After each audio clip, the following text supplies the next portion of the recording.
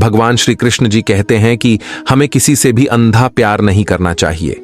हमारा किसी के प्रति अंधा प्यार हमें कभी भी आगे बढ़ने नहीं देता। अधिक प्रेम भी व्यक्ति को बुद्धिहीन कर देता है। अनुमान मन की कल्पना है और अनुभव जिंदगी का सबक है। सच्ची खुशी तभी होती है जब आपकी सोच, कथन और कर्म में समानता हो। जीवन में कभी निराश नहीं होना चाहिए, क्योंकि कमजोर आपका वक्त होता, आप नहीं। जैसे तेल समाप्त हो जाने पर दीपक बुझ जाता है, उसी प्रकार कर्म के क्षीण हो जाने पर भाग्य भी नष्ट हो जाता है।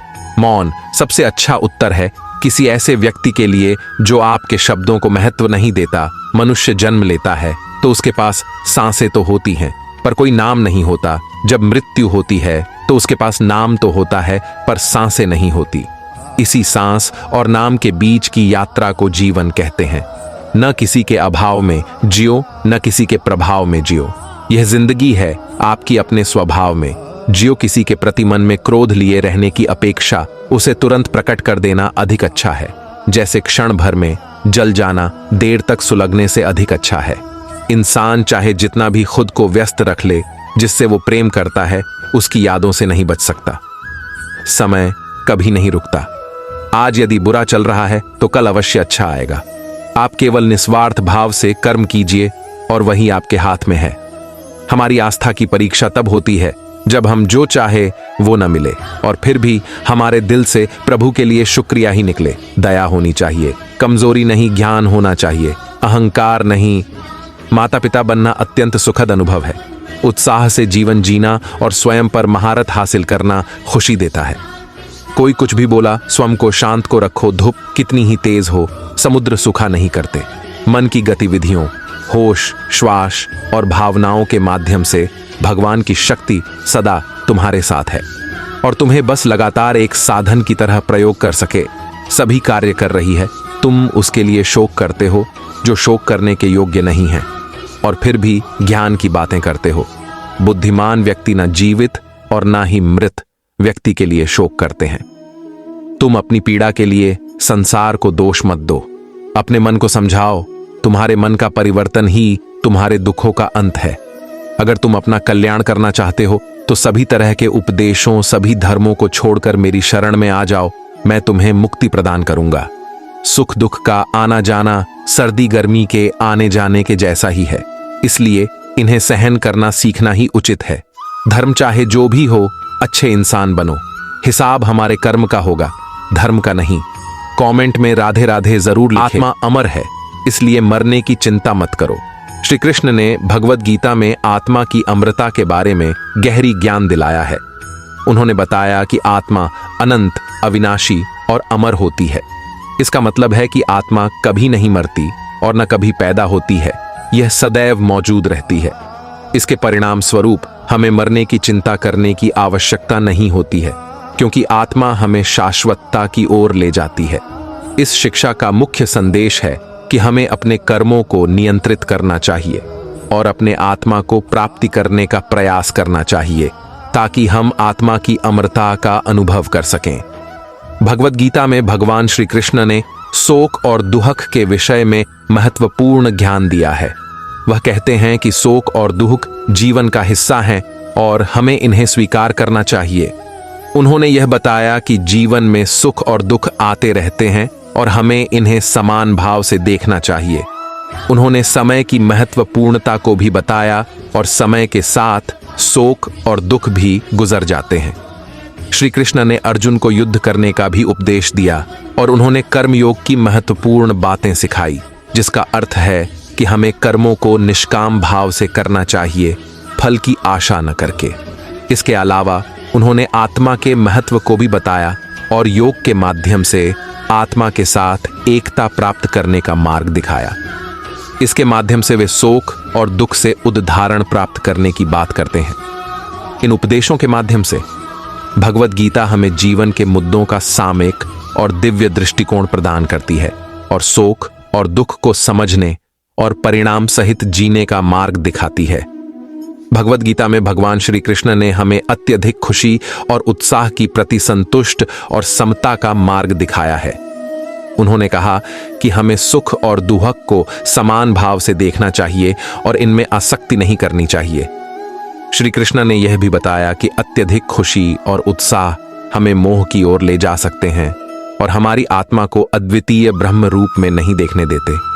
उन्होंने संतुष्टि, समता और आत्मा के प्रति भक्ति को महत्वपूर्ण माना और इन गुणों को अधिक खुशी से महत्वपूर्ण माना। इसलिए भगवद गीता में श्री कृष्ण ने हमें मानवीय खुशी को संतुष्टता, समता और आत्मा के साथ एकता की ओर प्रवृत्त करने का सुझाव दिया है। श्री कृष्ण ने अभिमान के विषय में भगवद गीता में कई बार महत्वपूर्ण बातें कही हैं। वह कहते हैं कि अभिमान यदि अधर्मिक और अहंकार पूर्ण हो तो यह हानिकारक हो सकता है। उन्होंने यह समझाया कि जीवन में सफलता और यश प्राप्त करने पर भी अभिमान नहीं करना चाहिए, क्योंकि सब कुछ भगवान की अनुमति और दया से होता है। श्री कृष्ण ने कहा कि हमें अपने कार्यों को निष्काम भाव से करना चाहिए, अर्थात फल की आशा नहीं करनी चाहिए। उन्होंने कर्मयोग के माध्यम से यह सिखाया कि कर्म करना हमारी कर्मिक दायरे में होता है। भगवद गीता में श्री कृष्ण ने कहा है कि अभिमान यानी अहंकार का परिग्रह नहीं करना चाहिए। उन्होंने कहा कि आत्मा को अभिमान से बचाने के लिए हमें आत्मा की गहरी समझकर उसके साथ संयम और आत्मा की ओर से दृष्टिकोण बदलने की कोशिश करनी चाहिए। श्री कृष्ण ने यह भी बताया कि सफलता या असफलता के कारण अभिमान करना गलत है, क्योंकि हर कर्म का फल भगवान के हाथ में होता है। हमें कर्म करते समय निष्काम भाव से करना चाहिए, अर्थात फल की आशा नहीं करनी चाहिए। इस तरीके से अभिमान और अहंकार कम होते हैं और हम आत्मा के साथ अधिक जुड़ सकते हैं। श्री कृष्ण के उपदेश के अनुसार हमें आत्मा को पहचानने और उसके अभिमान से मुक्ति पाने का प्रयास करना चाहिए। भगवद गीता में भगवान श्री कृष्ण ने कई महत्वपूर्ण बातें बताई हैं। यहाँ कुछ मुख्य बातें हैं जो वे उपदेश देते हैं। 1. कर्मयोग। श्री कृष्ण ने कर्मयोग का महत्व बताया, जिसका अर्थ है कर्मों को निष्काम भाव से करना, फल की आशा नहीं करनी चाहिए। 2. जीवन का उद्देश्य। वे बताते हैं कि जीवन का मुख्य उद्देश्य आत्मा के साथ योग्यता प्राप्त करना चाहिए और भगवान के प्रति भक्ति और सेवा में लगना चाहिए। 3. समता। श्री कृष्ण ने समता का महत्व बताया, अर्थात सुख और दुख के समान भाव से देखना चाहिए। 4. आत्मज्ञान। उन्होंने आत्मज्ञान की महत्वपूर्णता को बताया, जिससे हम अपनी आत्मा को समझ सकते हैं। 5. भक्ति। भगवान की भक्ति का महत्व भी उन्होंने बताया और कहा कि भक्ति भगवान के प्रति प्यार और सेवा का एक माध्यम है। 6. अहंकार और अभिमान। श्री कृष्ण ने अहंकार और अभिमान के कुरुक्षेत्र युद्ध के उद्घाटन पर दृष्टिकोण दिया और उनके नकारात्मक प्रभावों को बताया। ये बातें भगवान श्री कृष्ण द्वारा दी गई उपदेशों में से कुछ मुख्य थीं, जो जीवन के मार्गदर्शन के रूप में हमें मिली। भगवद गीता में श्री कृष्ण ने और भी कई महत्वपूर्ण विचार और उपदेश दिए हैं। 7. धर्म और युद्ध। उन्होंने धर्म के महत्व को बताया और अर्जुन को युद्ध करने का धर्म समझाया, क्योंकि युद्ध धर्म के लिए आवश्यक था।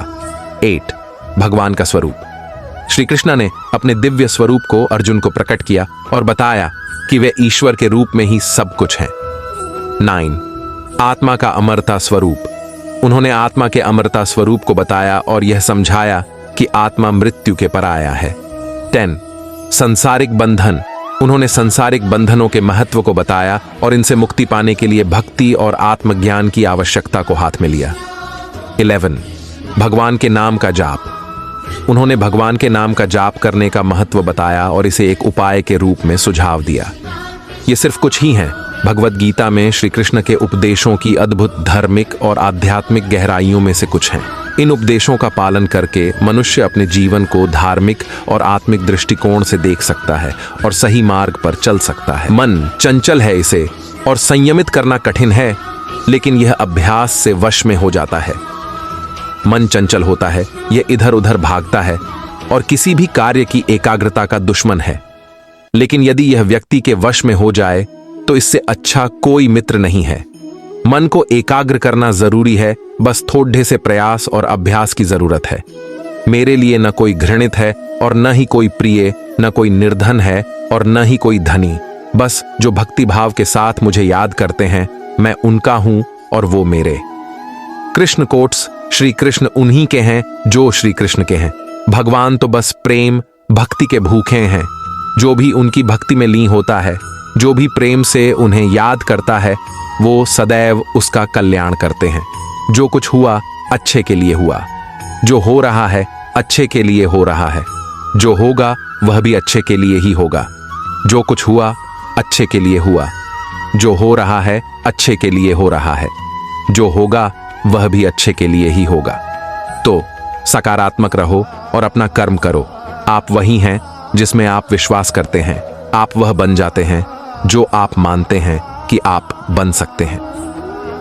हमारी सफलता और असफलता इस बात पर निर्भर करती है कि हम खुद पर कितना विश्वास करते हैं। व्यक्ति जो चाहे बन सकता है यदि पूरे विश्वास के साथ अपने लक्ष्य पर लगातार चलता रहे। जिस इंसान के चारों तरफ नकारात्मक लोग रहते हैं, उस इंसान का मंजिल से भटक जाना तय है।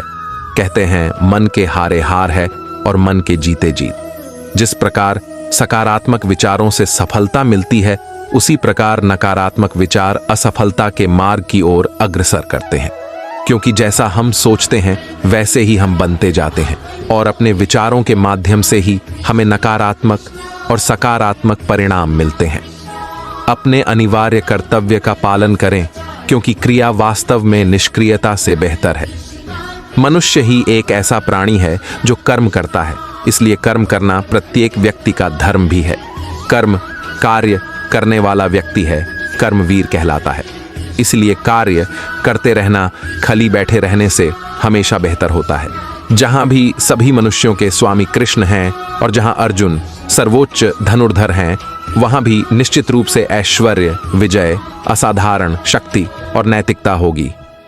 श्रील प्रभुपाद भगवद गीता, श्री कृष्ण विष्णु जी के 8वें अवतार।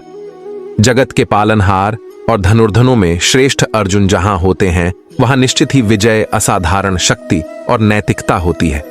जो अहंकार से मोहित हो जाता है वह सोचता है मैं करता हूं। जो अज्ञानी व्यक्ति होता है वो यह गलतफहमी पाल लेता है कि मैं करता हूं, सभी कार्य मेरे द्वारा किए जा रहे हैं। ऐसा जान उसमें अहंकार घर कर लेता है। परंतु इस श्रेष्ठ में जो भी हो रहा है वो तो प्रकृति द्वारा किए जा रहे हैं। अज्ञानता के कारण व्यक्ति में जो मैं का अहंकार जन्म ले लेता है। तुम्हारा मोहग्रस्त होकर अपने कर्तव्य पथ से हट जाना मूर्खता है, क्योंकि इससे ना तो तुम्हें स्वर्ग की प्राप्ति होगी और ना ही तुम्हारी कीर्ति बढ़ेगी। बुरा वक्त आपको जिंदगी के उन सच से सामना करवाता है जिनका आपने अपने अच्छे वक्त में कभी ख्याल भी नहीं किया होता है। किसी दूसरे के जीवन के साथ पूर्ण रूप से जीने से अच्छा है कि हम अपने समय के भाग्य के अनुसार अपूर्ण जिएं। जीवन को भगवान से जोड़ दो, सब भगवान पर छोड़ दो। शांत रहना सही है, पर जब गलत हो तब नहीं खुशियां। मन की एक स्थिति है, बाहरी दुनिया से इसका कोई लेना देना नहीं है। जीवन न कल में है न आज में है।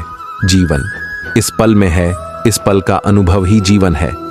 हम दुनिया से कभी शांति नहीं पा सकते जब तक हम खुद अंदर से शांत ना हो। मनुष्यों को मोह माया में पड़ीडीएच कर अपने कर्तव्य को नहीं भूलना चाहिए। मनुष्य की इच्छाएं अनंत है। यदि इच्छाएं पूरी नहीं होती तो क्रोध बढ़ता है और इच्छा पूरी होती है तो लोभ बढ़ता है। इसलिए जीवन की हर स्थिति में धैर्य बनाए रखे तथा इच्छाएं सीमित रखे। अगर तुम मनुष्य अपना कल्याण चाहते हो तो सभी उपदेशों, सभी धर्मों को छोड़कर मेरी शरण में आ जाओ। मैं कृष्ण तुम्हें मुक्ति प्रदान करूंगा। कर्मयोगी अपने मन और बुद्धि की शुद्धि के लिए ही अपने शरीर, मन, बुद्धि और इंद्रियों के साथ आसक्ति रहित होकर कर्म करते हैं। हे अर्जुन, मैं सर्वज्ञ हूं, मैं इस सृष्टि का रचनाकार हूं। मैं भूत, वर्तमान और भविष्य के सभी प्राणियों को तथा उनके विचारों को जानता हूं, किंतु वास्तविकता में मुझे कोई नहीं जानता है, ना ही समझता है। लोग कहते हैं अपनों के आगे झुक जाना चाहिए, किंतु सच बात तो यह है जो अपने होते हैं वह कभी झुकने नहीं देते। यह प्रकृति है जो सभी गतियों का कारण बनती है। अहंकार से मोहित मूर्ख उस धारणा को धारण करता है जो कहती है मैंने किया। गर्मी और ठंड, सुख और दर्द की भावना इंद्रियों के अपनी वस्तुओं के संपर्क के कारण होती है। वे आते हैं और चले जाते हैं चिरकाल तक। आपको उन्हें स्वीकार करना चाहिए। पूर्ण लगन के साथ अपना कार्य करो, लेकिन उसके फल की इच्छा मत करो, क्योंकि जब आप फल की इच्छा करते हैं तब कहीं न कहीं आप अपने कार्य में पूर्ण रूप से समर्पित नहीं हो पाते।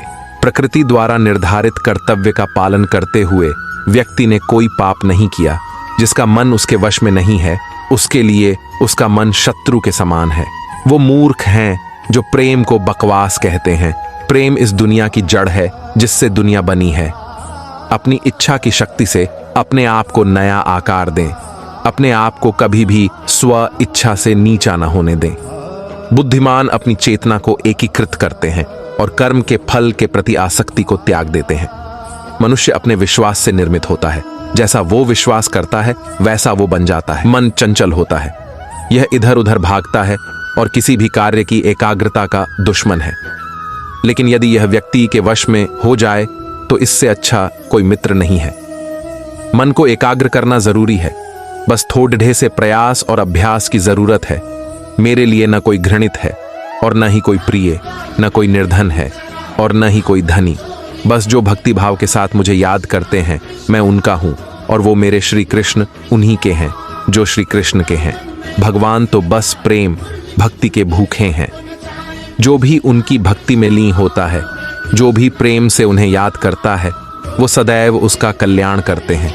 जब भी आप कोई बुरा कार्य करते हो या अच्छा कार्य करते हो, आपको लगता है कि कोई देख नहीं रहा, तो यहाँ श्री श्री कृष्ण कहते हैं कि तुम जो कुछ भी कर रहे हो मेरी दृष्टि सदैव तुम पर है। इसलिए आप यह मत समझिए कि आप अकेले हैं, आपके साथ श्री कृष्ण सदैव हैं।